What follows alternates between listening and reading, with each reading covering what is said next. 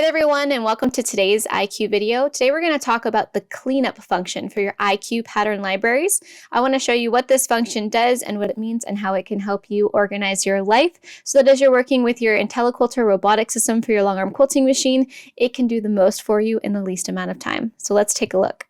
Before I do any library maintenance, I try to do something called archiving my libraries. This is something that you want to do every 30 days. If you get in the habit of doing it on the first of the month, you never have to worry about if you've saved every single pattern that you have. You can archive your libraries on the USB stick that came with your intelliquilter system, or you can also do it onto a secondary USB stick just so that you have a copy of a copy if you need it. I believe in redundancies when it comes to technology because you never know how it's going to pan out. To get to your archive, you're going to click on Utilities, Library Maintenance, and then Archive Libraries in the middle right section. So I'm going to click Archive Libraries, and if it says waiting for USB, again, it's going to tell you, the red arrow is going to tell you where to plug it in. Older style tablets plug in on the top, newer style tablets plug in on the right side.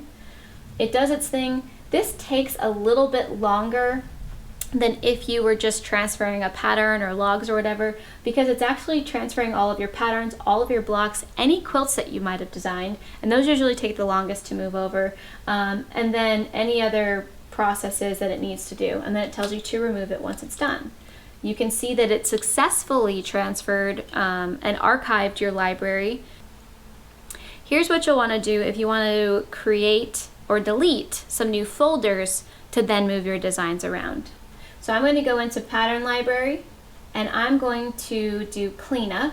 Cleanup means that I'm going to delete things. So I'm going to take my Hearts catalog, and I'm going to click Delete. That's the option that it gives me once I click on it. Would you like to erase this catalog? If I erase the entire catalog, everything in that catalog gets deleted. So this is why I recommend you move things and create new folders and move everything around. And that way, when you tap on these catalogs, folder file names, they'll be empty. They won't have anything in it. When you delete them, no harm, no foul. It doesn't have anything in it that you have to miss. So it says, would you like to erase this catalog? And I'm going to click yes. So now everything in that catalog is now deleted.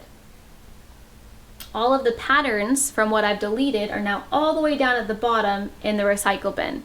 When you're in your recycle bin, you can clean up the patterns if you really want to get rid of them. This is just one that I made up, okay?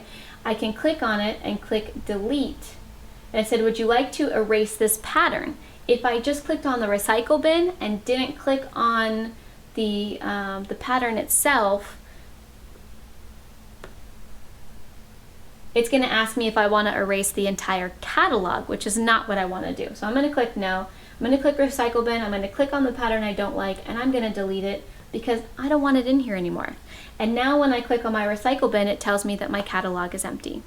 All right, so these are the steps that you're going to take. You can go in and clean up all those old folders and names that you don't need using this method as well. So I hope that as a new IQ user that this video is helpful for you in understanding how to upload your new designs and to navigate around your libraries so that you can kind of clean them up and move them around. You'll notice that when you're looking at your libraries, you also have a block library. And so you're going to have geometric blocks and downloads. And when you upload blocks instead of patterns, they come into your downloads folder into your specific blocks folder.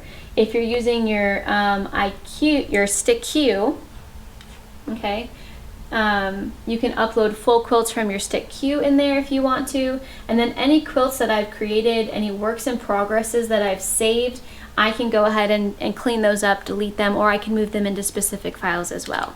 This is where all your quilts are in that quilt catalog. You can also put those quilts into specific files.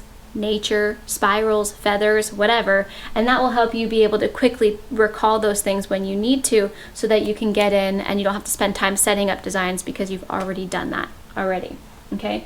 When you are working in your quilt download, when you're working on cleaning up your quilts folder, okay, and you have your work in progress, you've got your backups, downloads, quilt tops, your test folder, You don't ever want to touch anything in your test folder. You always leave it there. These are things that we will utilize when we need to do tests and calibrations on your machine to make sure that your motors are aligned and working properly. So please don't touch the test folder in your quilt library. Leave it as is and never delete it.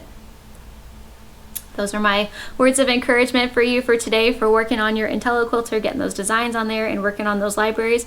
Thank you guys for watching today's tutorial. I hope it was helpful for you. Please like, comment, or share on the video below, as it will let more people on YouTube know that we are here and sharing these kinds of videos and gets the word out.